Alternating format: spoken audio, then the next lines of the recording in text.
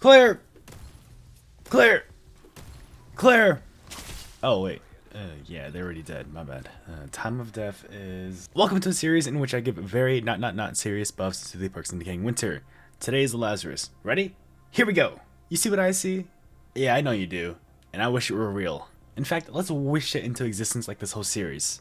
Instead of extra inventory space, the Lazarus can now opt for a medical bag that can recharge similar to the ability that they currently have.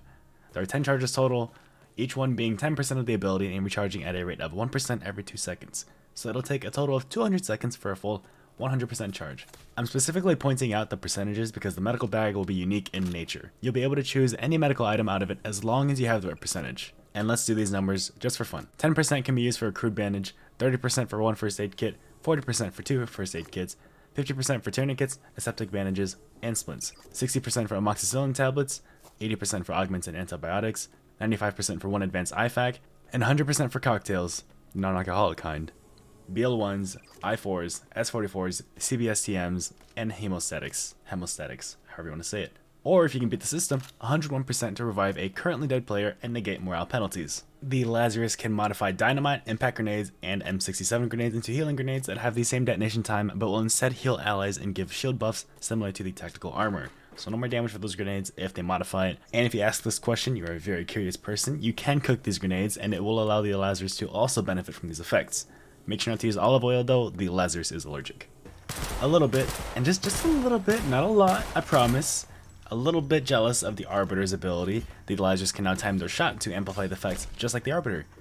I mean, inspiration was kind of there, but it was definitely the Lazarus' idea. So instead of a small stun and buff, it'll have a much larger area of effect that also has a longer stun and buff. Annoyed with their hand's tendencies to just randomly drop ranged weapons if they get hit by the tiniest scratch, the Lazarus can now use a splint to permanently keep a ranged weapon on them even if they take damage because now they want to take lives, not save them. Wombo combo-y time! If the Lazarus buffs the damned at least 10 times off the damned dying, they lose the effects of damned and can no longer feel the effects of pain. In other words, they're like a survivalist without a backpack, and even if their arms are broken, they won't actually be debuffed by the broken arm because they're so juiced up on Lazarus juice. And as weird as that term sounds, it would make playing damned have a bit of a long-term goal. More combos! The Lazarus can mix in some chemicals of the Berserker's serum to make it more potent, giving the Berserker a passive increase to all stats every time they use the Berserker stim. After 10 uses, the Berserker evolves into a Viking wearing a bear head and only fights with their fists, able to throw scrap piles at enemies and leap across far distances to then smash into unsuspecting enemies. You know, something you would expect from a real Berserker.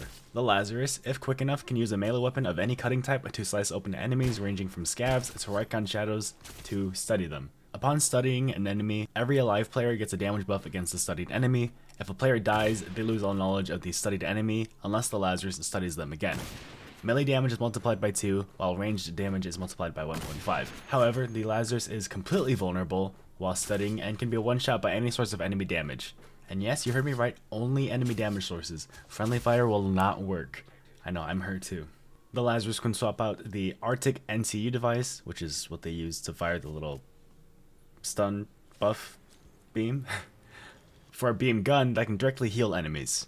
I'm just kidding. That's already been taken by some madman who heals a risk run from a different universe. Here's the real idea. The Lazarus can choose to make the buff strong for backline perks or frontline perks, and can switch on the go. Backline perks will gain increased range damage, recoil control, reload speed, hipfire accuracy, and ability cooldown, but will be more vulnerable to damage. On the other hand, frontline perks will gain increased movement speed, swing speed, shove speed, parry grace time, meaning that if you parry and you're off by a quarter of a second, it'll register as a parry instead of an embarrassment. Resistance to damage, and immunity to death as long as the incoming damage does not go over 100 health within 5 seconds, instead of the regular death prevention buff which works in a similar way.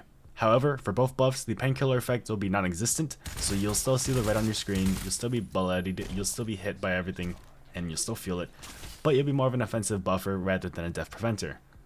As a Lazarus, that is. Anyways, these are all just some ideas of mine. They're all very balanced. I've tested them all out. I've done all the math. I've definitely done all of that to make it very balanced in the Decaying Winter game. And I hope you guys enjoyed. Have a great rest of your day, and your night, and your morning, and your evening, and your midnight. Bye-bye. Bye. Subscribe. You don't have to, but you should. Yeah. Ah!